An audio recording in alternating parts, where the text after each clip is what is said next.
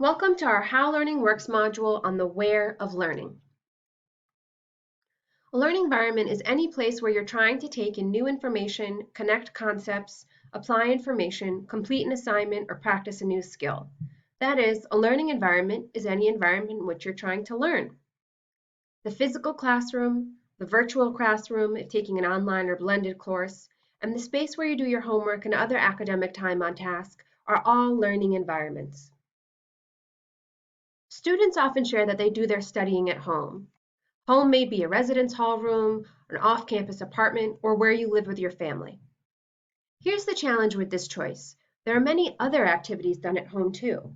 The list is endless: watching TV, playing Xbox, practicing guitar, spending time with family and friends, or even taking a nap. The more we do those activities, the more the brain associates those activities with that environment. The result? When you're sitting down to do your studying or academic time on task, the brain says, instead of studying, I could be watching TV or taking a nap. Managing your learning environment involves steps to maximize attention, reduce distractions, and be as productive as possible. Enacting a few small changes can set the stage for making your learning time and effort worthwhile. Inside the classroom, sit in the front row or close to the front of the room. This helps with attention in a number of ways. First, there'll be no students within your view, eliminating the distractions of other students having side conversations, doing non-class activities on a laptop, or texting on a cell phone. Secondly, being visible to your professor creates positive accountability so that you are far less likely to do any of those behaviors. Lastly, you'll have the best seat in the house in terms of being able to see and hear the information. Keep your phone in your bag and silenced. Even checking a quick text, Snapchat, or other instant message can be a form of multitasking and self-interrupts your learning process. Use an active note-taking approach, such as the Cornell method or T-notes. Using an active approach will allow you to organize, review, and connect with the material in a way that promotes focus, understanding, and cognition.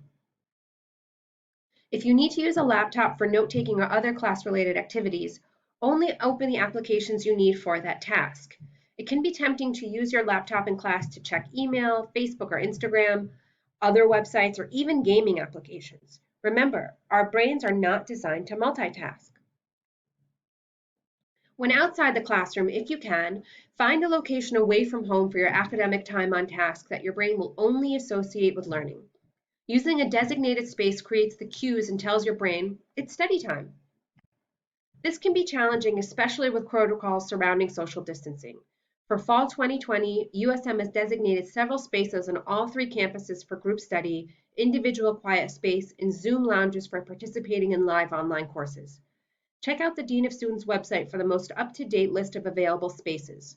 Note that some of these locations may require you to reserve a spot, so be sure to plan ahead.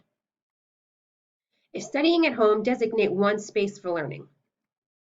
A separate room such as a home office is ideal, but for many students is not practical.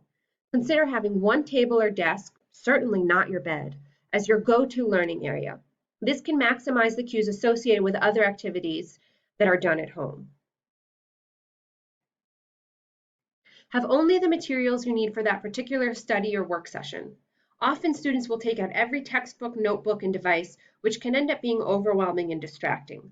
By using the strategy of scheduling specific academic tasks for each study or work session as part of overall time management, as mentioned in our early module, you'll know exactly what is to be accomplished during that time and can plan accordingly by only having the materials out for that specific task. If noise is helpful, create your study soundtrack. Some learners can get into the zone with the right noise. Having the TV on is typically a distraction, not an aid to attention. Instead, consider finding ambient music that your brain will come to associate with learning. Having a study playlist in Spotify, Pandora, or other streaming platform can quickly set the tone for your learning. Online courses can offer students welcome flexibility and tremendous opportunities to learn in a technology-enhanced environment. Many don't realize, however, that with this flexibility comes potential challenges to focus, attention, and participation. To maximize your chances of success, consider the following strategies. Set up a dedicated learning space specifically for your virtual course. Having a go-to learning area can maximize the cues associated with this one activity, helping you get in and stay in class mode.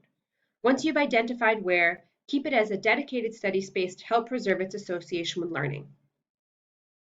Make sure that your chosen space can support the technological requirements in your online class, including working power outlets, a comfortable set of headphones to both help you hear the content clearly but also drown out any background noise, and access to reliable internet. Take out the tools, texts, and other materials needed for the course at that time and keep everything else out of sight, much as you would when in a physical classroom setting or when studying. Turn off all potential distractions: TV, phone, social media, and all app notifications. Set up your space to maximize comfort and minimize stress on the body. If you have numerous online courses in one day, opt for comfortable seating and a firm surface on which to write or type. Try to situate yourself in an area that has plenty of light, whether natural or artificial. Staring at a screen for long chunks of time can be tiring for the eyes, and ensuring there are other light sources can help combat eye strain or fatigue. If taking a mix of virtual and face-to-face courses, or if just needing a viable learning space if home doesn't provide one, we encourage you to be mindful of the following. What are the hours of availability? If opting to use a classroom or library space, are there revised hours of operation? Is the building open on weekends? Many USM spaces have updated their website to reflect any changes, so be sure to check before making the trip to campus. Do you have to reserve the space? With limited capacity because of social distancing measures, some campus spaces may now require students to schedule a day and time. This information will be reflected on the space or department's website as well. If planning to study in a public space, have you packed a set of headphones? Others will likely also be engaging in remote learning in that space. A working set of headphones will allow you to better concentrate on the task at hand. Be sure to bring a charger for any device you need to use throughout the day as well, as having a computer or phone lose its charge mid-task can be quite frustrating and disrupting to your progress. Lastly, if you have an in-person class directly before or after a virtual course meeting, consider the amount of time it will take to get to or from the space you've chosen. If you have only a few minutes to get from a virtual classroom to a physical one, be sure to choose a space that will allow you enough time to travel from one location to the other. Thank you for joining us as we discuss the where of learning. I hope you found the tips and strategies mentioned for managing your learning environment helpful, and that you'll continue on to the next submodule where we'll discuss the how of learning.